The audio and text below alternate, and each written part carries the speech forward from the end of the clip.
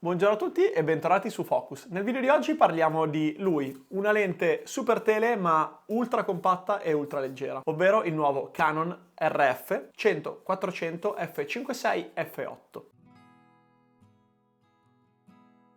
Allora, partiamo analizzando un po' questa lente di Canon, una lente veramente piccola e veramente leggera, infatti per essere un 100-400 pesa 630 grammi, è veramente pochissimo e permette di avere una lente chiaramente non professionale ma per uso amatoriale hobbistico. Se il mediotele per voi è una lente che usate poche volte l'anno e quindi non volete investirci tanti soldi, questa può essere quell'alternativa che vi fa divertire se volete fare avifauna, qualche sport eccetera, chiaramente in condizioni di tanta luce vista la luminosità bassa, portandovi a casa una lente che sta nello zaino, pesa niente e costa poco perché parliamo di circa 700 euro. Chiaramente si estende, non ha il movimento interno, giustamente per essere così compatta, si estende anche parecchio e per evitare che si estenda a testa in giù in borsa ha la possibilità del tasto lock. Nonostante è così compatta, presenta pure lo stabilizzatore di circa 5,5 stop che uniti a quello del corpo macchina, se utilizzate sistemi mirrorless chiaramente Canon stabilizzati, si arriva a 8 stop. Chiaramente autofocus di tipo non ultrasonico ma step motor, ma comunque molto veloce e preciso. Come poi Canon ultimamente ci insegna, la ghiera per poter personalizzare le funzioni e la ghiera di manual focus se si sceglie di lavorare appunto in manual focus. Il diametro frontale della lente è 67 mm e non presenta delle guarnizioni qua, quindi non è tropicalizzato, quindi appunto va bene per un utilizzo appunto amatoriale. Il suo peso permette di portarlo sempre dietro e se capita quella situazione in cui può servire, non è una lente che ci ammazza la schiena, se anche non la usiamo non ci pentiamo di averla portata dietro. Giusto per confronto, questo è un 70-200 f2.8 che pesa 1,5 kg e siamo più o meno lì, con la differenza che chiaramente questo allungato diventa più lungo, ma siamo a 400 mm contro 200, quindi più del doppio. E questa lente, soprattutto su corpi come un R7 che ha APS-C, già inizia a essere parecchio lunga e importante. Presenta una distanza minima di messa a fuoco di 1 metro, che per essere un 100 non è affatto male, il bokeh alla fine è morbido, i colori a me piacciono, ma basta parlare in studio che ha un po' poco senso, andiamo sul campo a provarlo, facciamo un po' di appunto animali, lo testiamo bene come nostro solito in vari ambienti e poi torniamo in studio per trarre le conclusioni finali.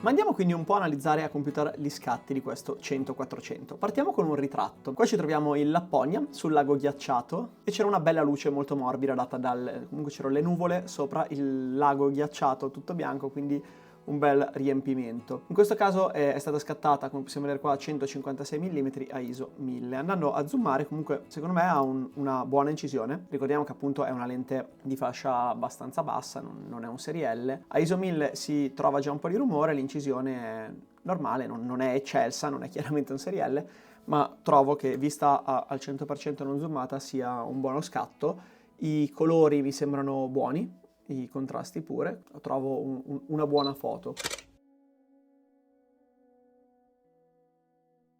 Questo scatto, già un pochino più difficile, era scesa la luce, quando scende la luce un pochino perde l'incisione. Ero a 400 mm, quindi lato f8, e possiamo vedere se andiamo a fare dei crop importanti, l'incisione qua manca completamente, anche sugli alberi c'è poco dettaglio, nonostante siamo a comunque dei valori ISO bassi. Questa foto appunto l'ha presa un po' male, è un po' da capire questa lente.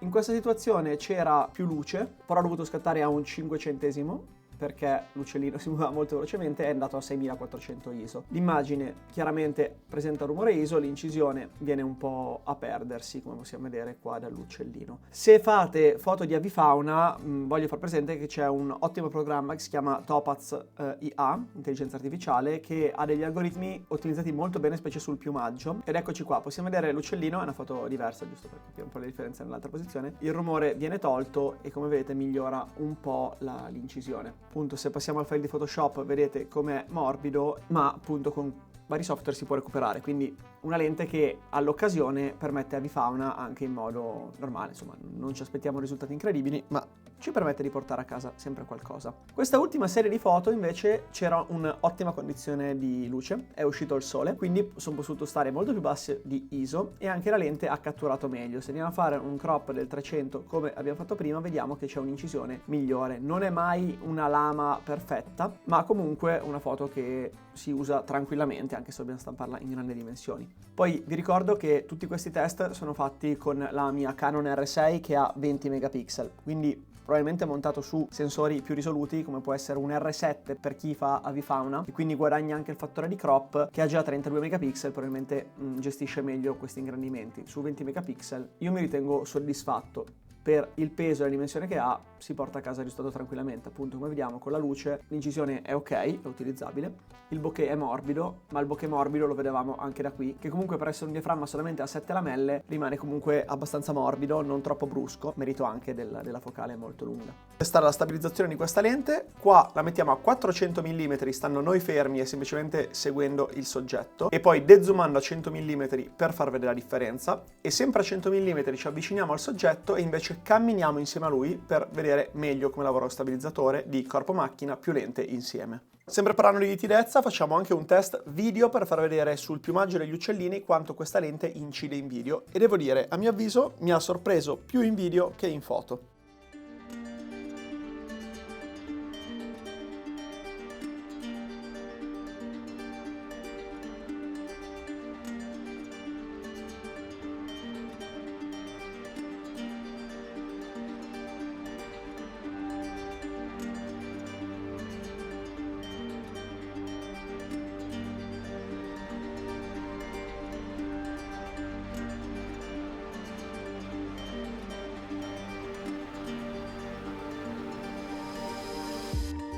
Ed eccoci tornati in studio per trarre le conclusioni del 100-400 RF. Allora, avete visto un po' dei nostri test come si è comportata. È una lente che tutto sommato a me è piaciuta, mi ha divertito e la terrò probabilmente quasi sempre in borsa perché appunto pesando poco può sempre servire e non mi pesa tanto averlo dietro. Fateci sapere voi cosa ne pensate, se ce l'avete. Chiaramente dopo di lui esiste il 100-500 che è un serie L ma costa molto di più, oppure se vogliamo qualcosa di molto più lungo esiste anche il Canon 200-800 che tra l'altro abbiamo già recensito, lo trovate qua nel canale. Fateci sapere un po' la vostra, grazie per aver visto il video fino in fondo, un saluto da Focus.